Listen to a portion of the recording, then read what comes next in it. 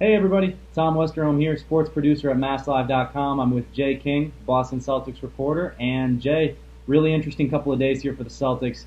Russell Westbrook, Blake Griffin, we've got all your trade rumors. A lot of stuff swirling around right now. It's been a lot of fun.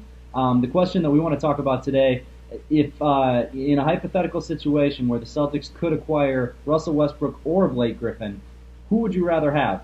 Tough choice, not necessarily a wrong answer, but who do you have? Terry Rozier. Correct. no, no, no, I'm kidding. This answer is going to sound weird because I think Russell Westbrook in a vacuum is a better basketball player. I think he if you had to build a team and your team is a blank slate, you pick Russell Westbrook. But the Celtics have an all-star point guard, Isaiah Thomas. I just think Blake Griffin is a bigger upgrade in the front court over Amir Johnson, Kelly Olynyk, whoever else, than Russell Westbrook would be in the backcourt. And maybe I'm crazy for thinking that. Maybe maybe Russell Westbrook is such a superstar that it wouldn't even matter the fit. It wouldn't matter. Maybe move Isaiah Thomas to make room for him. Whatever the case, I just think Blake is a better fit. I think he would cost fewer assets because he's not as good, not quite as good. Although he's a fantastic basketball player. I think there's another level of playmaking that he has too. Like when Chris Paul was hurt, and they kind of unleashed him as a point power forward in the Western Conference playoffs. He was a absolutely ridiculous player for that playoffs, and I think under Brad Stevens in the Celtics offense, you would see a lot of that. You would see, like, they have big guys handling the ball on the perimeter all the time. Imagine if it was Blake Griffin and he could just ISO guys go by them. Like there's a huge difference between like Blake Griffin and Kelly Olynyk handling the ball at the elbow. Just a monster difference. So yeah, I'm going with Blake Griffin just because I think he's a better fit. And another part of that fit is Al Horford. Al Horford is like one of the ideal front court partners for Blake Griffin because he defends the rim at one end. Blake has some deficiencies there, and then at the other end, Al hits the three, Yeah. and he spaces a court for Blake to do work inside.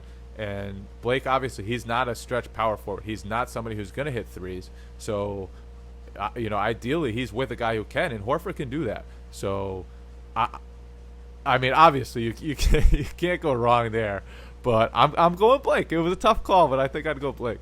Yeah, I mean, obviously that's really great reasoning. I don't have an argument necessarily against that. My argument is obviously, I think Russell Westbrook is the right call here. But maybe there's not a right call. Westbrook obviously is a phenomenal athlete, a phenomenal player. He plays, we've talked before. He plays with such a chip on his shoulder. He's such an angry basketball player, which is really fun.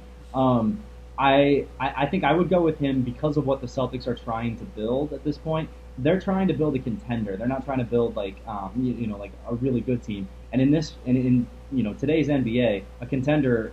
You look at the Cavaliers. They've got LeBron James, one of the greatest basketball players of all time. You look at the Warriors, could end up being the best basketball team of all time with all the pieces they have at this point. Russell Westbrook is a top five or five, six, seven, somewhere in that range basketball player in the NBA today. And bringing him in, it gets you a little bit closer to that point because you bring in such a great player.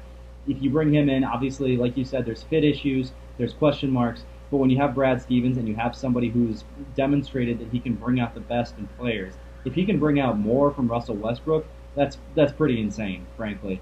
When you said you talked a little bit about what it would take to get Blake Griffin and how if he might be a little bit cheaper, how much did that play into your decision? Just how much the Celtics would have to give up for him? Well, that's a big deal because if you can keep more of the current team together, Yeah. that's a good thing. If you can keep more of your future picks, that's a good thing. And the more assets you can keep, the better your team is now, the better your team can be in the future because you can use some of those, whether it's on the court or in trades. And that's a big deal. And I do think, they're both right now heading into their final seasons of their contract. I do think Blake is worth a lower price just because he's not quite as good. He's a fantastic player again, but just not quite as good. And if you can hold on to one guy, whether it's Marcus Smart or if you can hold on to another pick to use in the future, I do think that's a big deal. And in addition to the fit, that's one more reason why in this super tough call between two really fantastic basketball players, I'm going with Blake Griffin.